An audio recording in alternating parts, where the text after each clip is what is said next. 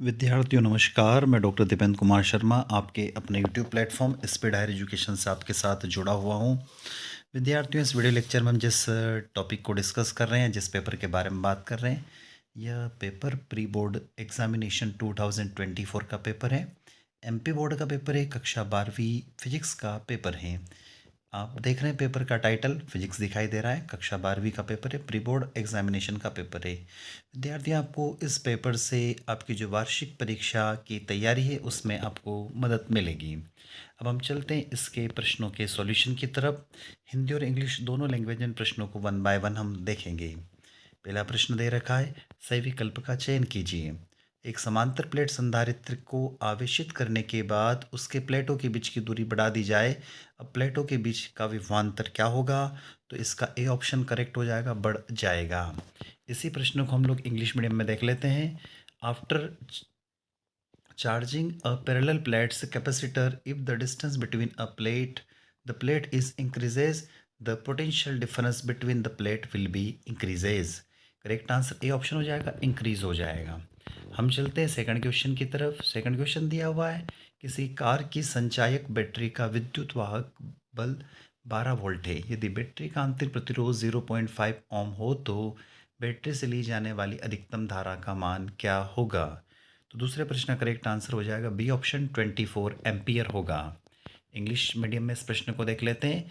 The electromotive force of the car battery is 12 volt if the internal resistance of the battery is 0.5 ohm. What is the maximum current that can be drawn from the battery?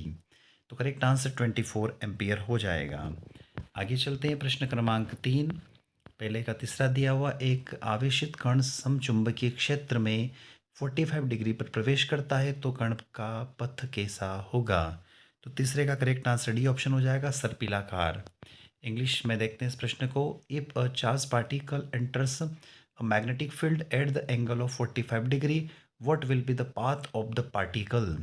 तो तीसरे का correct answer यहाँ पर D हो जाएगा, spherical. Next अगला question, प्रश्न क्रमांक 4 दिया हुआ, विद्युत चुंबकीय प्रेरण में प्रेरित विद्युत वाहक बल निम्न से स्वतंत्र होता है। तो चौथे का डी हो जाएगा, समय से स्वतंत्र होता है। ध्यान रखिएगा, अगला प्रश्न आ रहा है यहाँ पर, in electromagnetic inductions the induced electromotive force यानी EMF is independent of time. D option हो जाएगा, टाइम। अगला ऑब्जेक्टिव की तरफ हम लोग चल रहे हैं। प्रश्न क्रमांक 5, एक फोटॉन की ऊर्जा निम्न रूप में दी जा सकती है। तो पांचवे का करेक्ट आंसर हो जाएगा यहाँ पर ए ऑप्शन, एच न्यू। क्या हो जाएगा? H new, A option H new. प्रश्न क्रमांक 5, the energy of the photon is given by, तो एच न्यू ए ऑप्शन हो जाएगा। नेक्स्ट 6 क्वेश्चन, हाइड्रोजन वर्णक्रम की बामर श्रेणी विद्युत चुंबकीय वर्णक्रम के किस भाग में होती है? तो सी ऑप्शन हो जाएगा, दृश्य प्रकाश। यानी कि the बामर series of the hydrogen spectrum lies in which part of the electromagnetic spectrum? Correct answer, visible light. अब हम आगे प्रश्न क्रमांक 2 की तरफ। प्रश्न क्रमांक 2 दिया हुआ, रिक्त स्थानों की पूर्ति कीजिए, फिलिंग द ब्लैंक्स। अब प्रश्न देखिएगा क्या दिया हुआ है यहाँ पर। प्रश्न दिया हुआ है कि दो विद्युत द्विध्रुवों के बीच की दूरी दोगुना कर देने पर उनके मध्य आकर्षण प्रतिकर्षण बल कितना गुना हो जाएगा? प्रश्न दिया हुआ इंग्लिश में आप पढ़ लीजिएगा आप लोग। What the distance between two electric dipoles is double the attraction and repulsion force between them will become times. तो इसका करेक्ट आंसर हो जाएगा 1/16, 1/16 इसका करेक्ट आंसर होगा। नेक्स्ट क्वेश्चन दिया हुआ है, अगला प्रश्न की तरफ हम लोग चल रहे हैं। नेक्स्ट क्वेश्चन है चुंबकीय आघूर्ण। अगला प्रश्न दिया हुआ है, मैग्नेटिक मोमेंट यानी चुंबकीय आघूर्ण की बात हो रही है। चुंबकीय आघूर्ण की दिशा की ओर चुंबकीय अक्ष के अनुदेश होती है। The direction of magnetic moment is from along the magnetic axis. तो आ जाएगा साउथ पोल से नॉर्थ पोल, यानी south to north. Correct answer हो जाएगा किसका? बी, सेकंड वाले क्वेश्चन का। नेक्स्ट क्वेश्चन, अगला प्रश्न दिया हुआ है, तीसरा प्रश्न, शुद्ध प्रतिरोध युक्त परिपथ में धारा और विभवांतर के मध्य का कालांतर होता है। तो तीसरा प्रश्न इंग्लिश में देखिएगा, in a pure resistance circuit the phase difference between the current and potential difference is. तो तीसरा जो प्रश्न आपको ये वाला दिखाई दे रहा है स्क्रीन पर, इसका करेक्ट आंसर हो जाएगा इलेक्ट्रोमैग्नेटिक वेव्स। विद्युत चुम्बक, सॉरी, इसका करेक्ट आंसर हो जाएगा ज़ीरो। क्या हो जाएगा इसका करेक्ट आंसर? ज़ीरो हो जाएगा, ध्यान रखना ज़ीरो लिखना। अगला प्रश्न है, उसका इलेक्ट्रोमैग्नेटिक आंसर दिया हुआ है। नेक्स्ट है, त्वरित आवेश विकृत होता है तो इलेक्ट्रोमैग्नेटिक वेव से, है ना। यहाँ पर एन एक्सेलरेशन चार्ज रेडियंट्स, तो इलेक्ट्रोमैग्नेटिक वेव्स। फिफ्थ दिया हुआ है, तरंग संचरण के दौरान समान कला में दोलन करते बिंदुओं के बिंदु पथ को क्या कहते हैं? तो उसको तरांग कहते हैं। क्या कहते हैं? तरांग नाम दिया जाता है उनको। अगला दिया हुआ, ऐसे नाभिक जिनके द्रव्यमान संख्या समान हो लेकिन परमाणु क्रमांक भिन्न हो, उनको हम लोग संभारिक यानी आइसोबार बोलते हैं। ठीक है। तो nucleus we have the same मॉलिक mass number and different atomic number is called, तो यहाँ पर हो जाएगा आपका आइसोबार।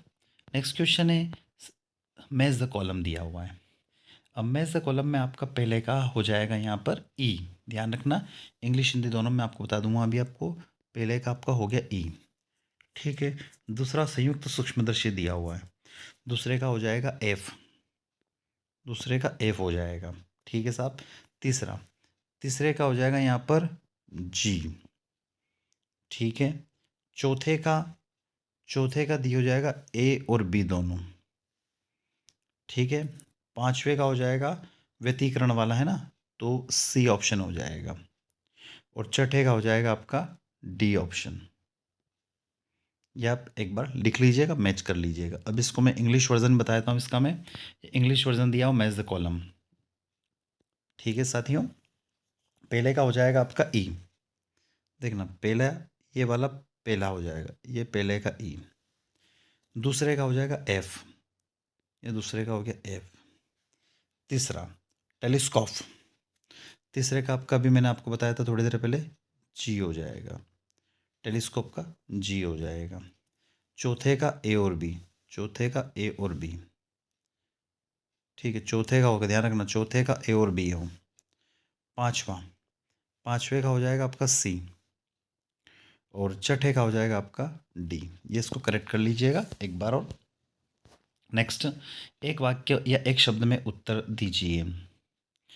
पहला है, किस प्रकार के आवेश वितरण से के लिए विद्युत क्षेत्र की दूरी व्युत्क्रमानुपाती होती है? तो रेखीय आवेश वितरण, ठीक है।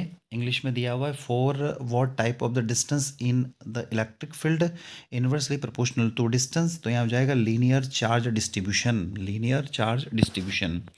नेक्स्ट है, एक विद्युत द्विध्रुव के कारण कहाँ पर विद्युत विभव का मान शून्य होता है? तो निरक्षीय स्थिति में। क्या हो जाएगा? निरक्षीय स्थिति में। Where does not the potential due to the electric dipole become zero, तो यहाँ पर हो जाएगा निरक्षीय का मतलब होता है non directional, non directional position, non directional position. तीसरा, दंड चुंबक को गर्म करने पर इसकी चुंबकशीलता पर क्या प्रभाव पड़ता है? तो कम हो जाती है। नेक्स्ट दिया, what effect heating the bar magnet having the magnetism decreases, घट जाएगा, कम हो जाएगा। नेक्स्ट दिया हुआ, किसी नाभिक का स्थायित्व का गुण किस राशि पर निर्भर करता है? तो प्रति न्यूक्लियन बंधन ऊर्जा पर। यहाँ पर दिया, on what quantities does the stability of nucleus nucleus depends, तो यहाँ पर हो जाएगा इसका पर न्यूक्लियंस बाइंडिंग एनर्जी। नेक्स्ट है, अर्धचालक का वर्जित ऊर्जा अंतराल का मान कितना होता है? तो 1 इलेक्ट्रॉन वोल्ट से 3 इलेक्ट्रॉन वोल्ट के बीच में। What is the forbidden energy gap in semiconductor? 1 electron volt to 3 electron volt. Fifth दिया हुआ है, यहाँ पर ट्रू एंड फॉल्स की बात हो रही। विद्युत क्षेत्र रेखाएं बंद वक्र होती है, असत्य है। तो electric field lines are closely curve, तो फॉल्स, ये स्टेटमेंट गलत है।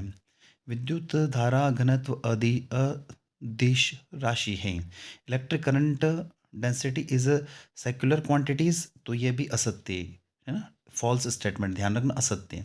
तीसरा, आपतन कोण का मान क्रांतिक कोण के मान से अधिक होने पर सेल्पर का नियम लागू नहीं होता है।